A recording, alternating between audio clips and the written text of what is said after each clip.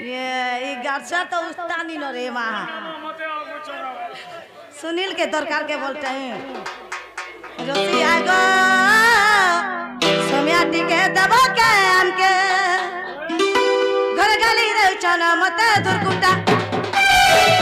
मामा गली रे चना मते कुरकुटा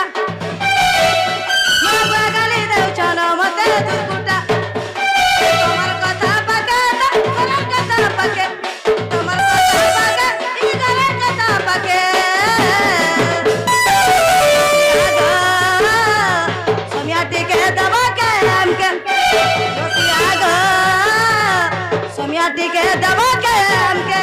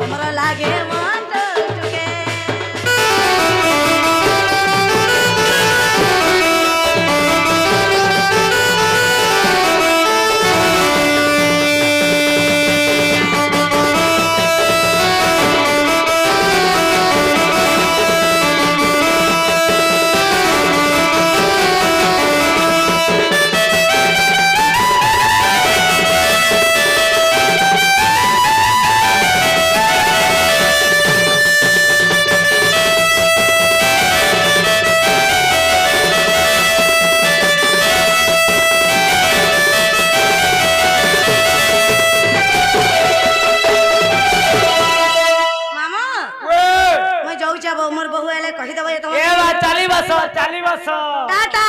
बाय बाय तोर खाता क्लोज कर।